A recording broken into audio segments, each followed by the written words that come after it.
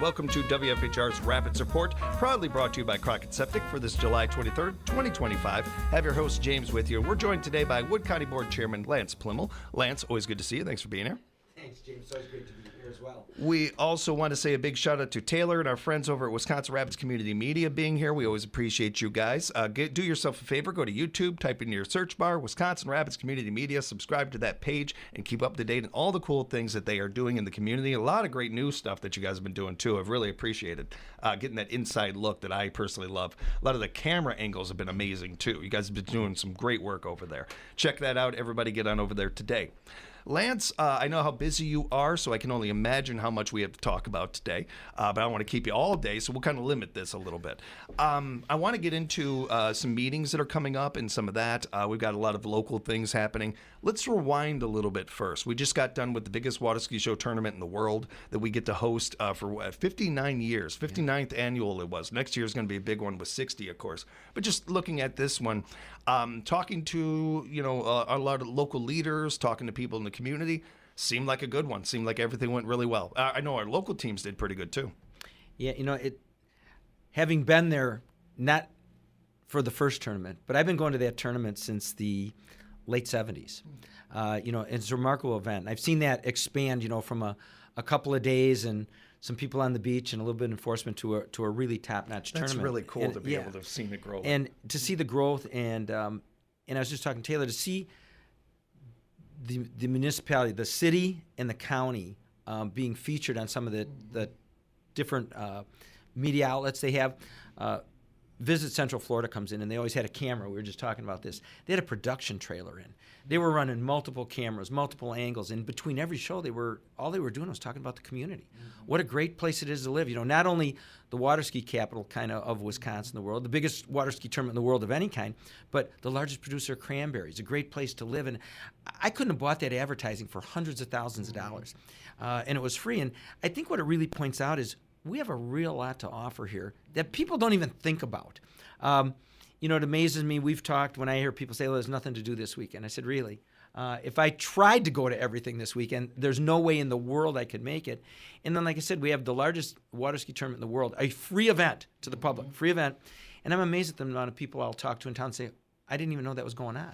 Yeah. And I'm going, well, I don't know if that's our fault or if you need to pay a little bit more attention. But, nobody had a problem spending $30 to go to, a Tommy Bartlett or a SeaWorld or some show, and yet you have those shows on steroids right at your own lake in your neighborhood. And that's just the start of it. Powers Bluff, with the bike races we've had up there, bringing in competitors from all over. I understand we have the National BMX Championships coming into Wisconsin Rapids. There's something all the time, every weekend. Mm-hmm. Our area has a lot to offer, and we've been able to promote and show that more and more over the years. And I think that the area has stayed pretty consistent regarding that is also something that a lot of people have brought a lot of people to the area, and that not only businesses, as we've seen in recent years, and more businesses popping up, but just individually people coming to town and being more and more of that. Well, James, and you bring it into focus. I didn't mean to interrupt you, but I'm looking at James across the desk. For those of you watching us on public access, and it says locally grown radio.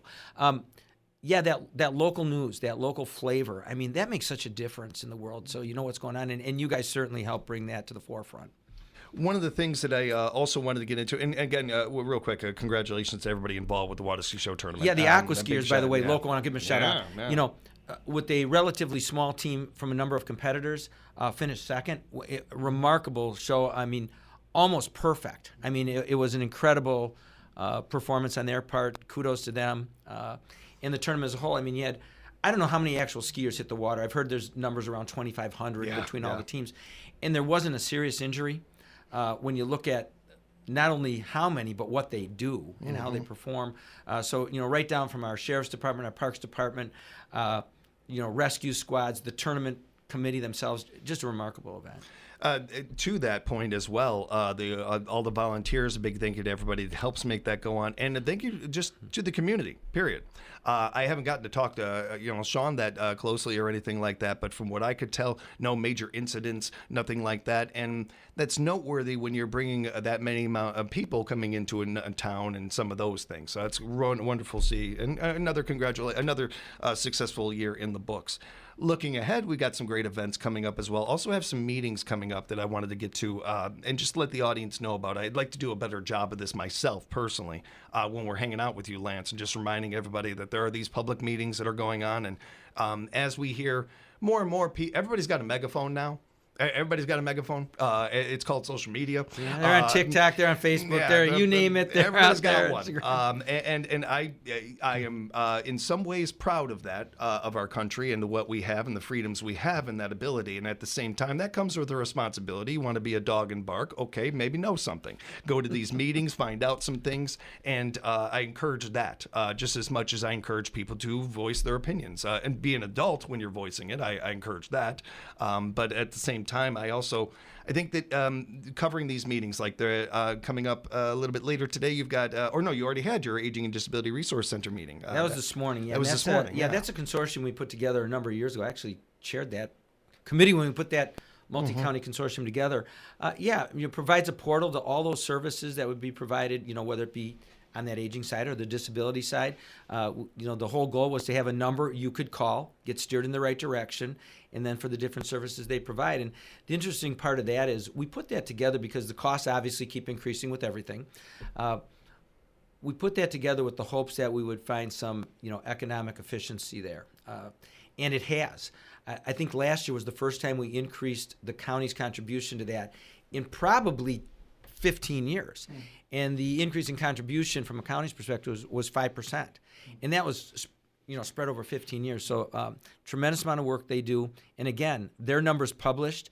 If you have any questions, they'll steer you to the right places, and it's a portal.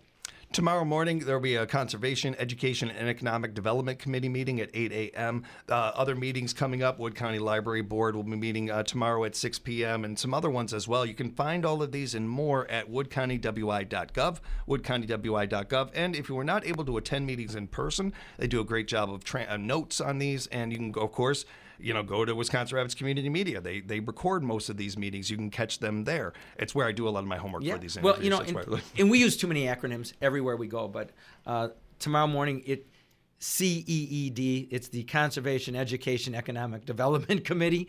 And one of the things they're dealing with tomorrow is we have a fair amount of dollars that we allocate every year to different organizations, sometimes communities, to foster economic development within the community. And we try to allocate those dollars to places that will at some point have a return on investment. And so one of the things they're doing tomorrow as part of that meeting, or maybe it's even after that as a separate meeting, is to start to determine where some of those dollars are going to go. And it's multi-hundreds of thousands of dollars that go out to help fuel some of those projects that might otherwise not happen in the community. And then you touched on some of the things like library boards. Running for election isn't always easy. You tend to get lambasted, you get criticized.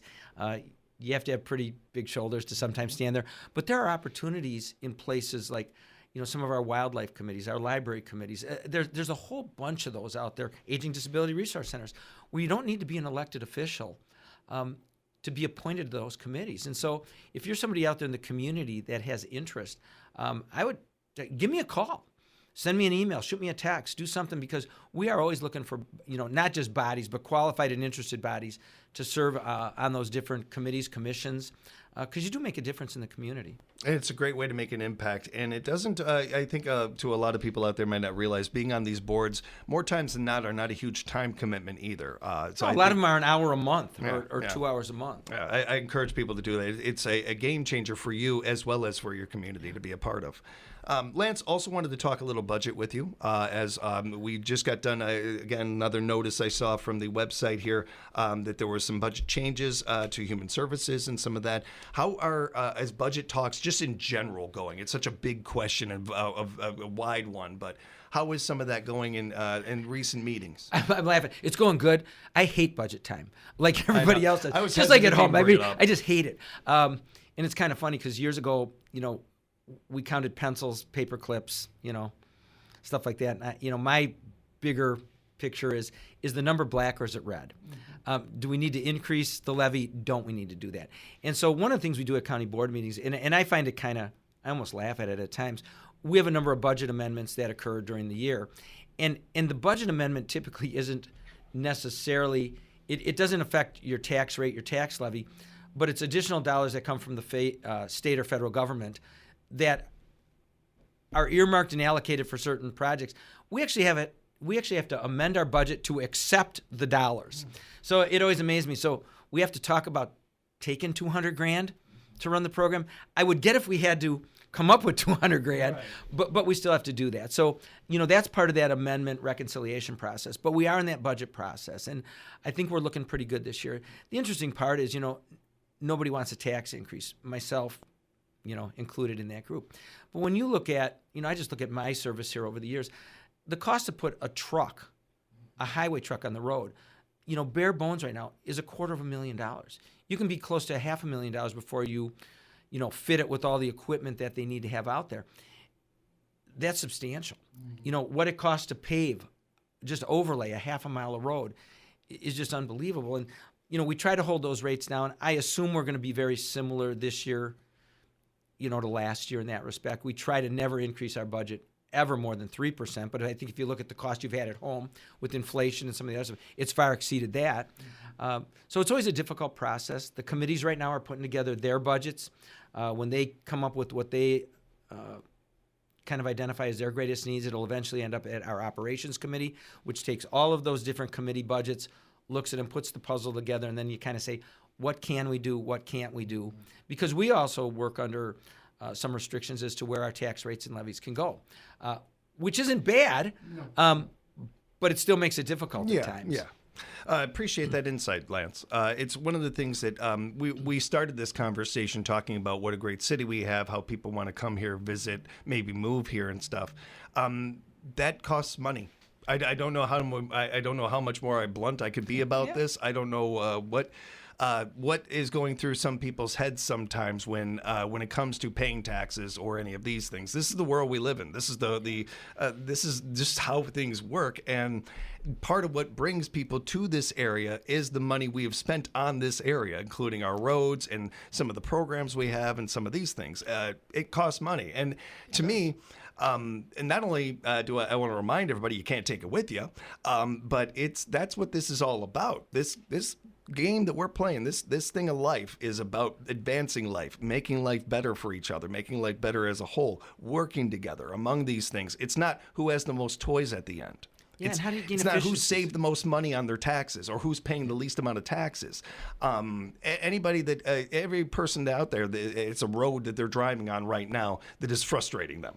And you also have a road that is awfully nice. And you know the difference of these things. That's tax dollars. It's just one tiny example. Yeah, and we look at, efficiencies. How do we cooperate, whether it be, the city, Wisconsin Rapids, the villages, the towns? A great example would be, I'm just using this as an example. That doesn't necessarily even exist. But, if Port Edwards bought a wood chipper and the town of Grand Rapids bought a bucket truck, neither one of those use those 365 days a year. Do both of them need to have both of those pieces of equipment? And by the way, that doesn't mean they even have those. I just use that as an example. But why not share those? And you can bill out the hours you use those. And so, we look at that. How do we make that happen across the board?